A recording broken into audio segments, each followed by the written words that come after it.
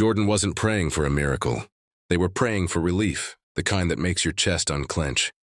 Because the email on the screen looked like an answer, offer letter attached. More money, better title, a faster escape from struggle.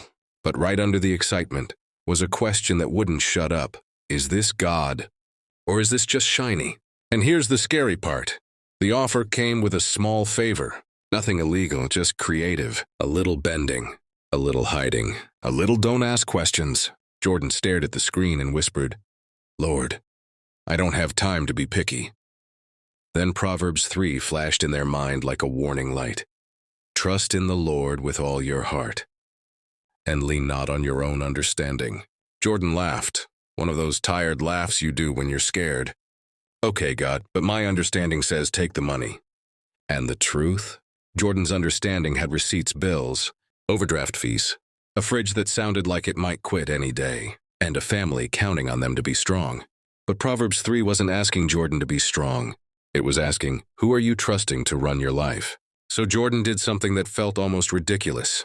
They closed the laptop. No decision. No rush. Just a quiet prayer. God, if this isn't you, block it. And if it is, straighten my path. Then came the next line like a whisper with weight. In all your ways acknowledge him, and he will make your paths straight. The next morning, Jordan got a call. Not from the company, from a friend who worked there. And the friend's voice dropped low. Hey, I need to tell you something before you sign. They've been cutting corners. People are getting blamed for things they didn't do. Jordan's stomach turned, because that offer letter wasn't a blessing. It was a trap wrapped in a bow. And Proverbs 3 hit again, sharp and clear. Be not wise in your own eyes. Don't confuse confidence with character. Don't call shortcuts favor. Jordan declined the job. And the moment they hit send, fear showed up like a bully. Congrats. You just stayed broke. That night, Jordan lay in bed staring at the ceiling, wondering if obedience was just a slower way to suffer. Then Proverbs 3 answered the thought Jordan didn't say out loud, do not despise the Lord as discipline, for he disciplines those he loves. And Jordan realized something. Maybe God wasn't withholding. Maybe God was protecting. 2 days later, Jordan's car died. Of course it did. The timing felt personal, like life was laughing. Jordan leaned their forehead against the steering wheel and muttered, Seriously, Lord? Then a stranger knocked on the window, a man in work boots holding jumper cables. Need help?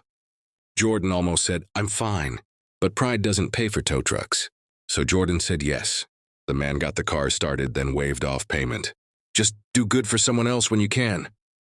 Jordan drove home shaking, not from the cold, but from the feeling that God had been watching the whole time. And Proverbs 3 pressed in again. Do not withhold good from those to whom it is due when it is in your power to do it. Jordan couldn't stop thinking about it. Not someday. Not when I'm stable. When it's in your power. Now. That weekend, Jordan got paid, and it wasn't much. But they did something they hadn't done in a long time. They honored God first. Not because they were trying to impress heaven, but because they were tired of money being the loudest voice in their life.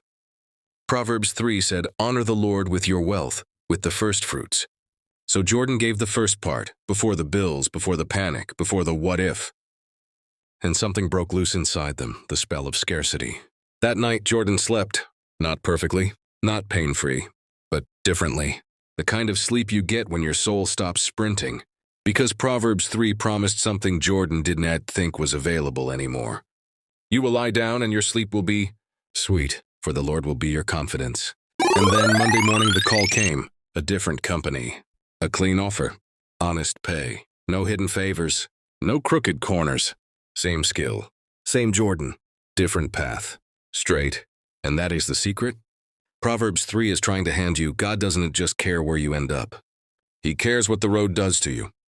So if you're staring at a good opportunity that requires you to shrink your integrity, if you're tempted to lean on your own understanding because it feels faster, if obedience feels like a risk you can't afford, hear this, obedience isn't a cage.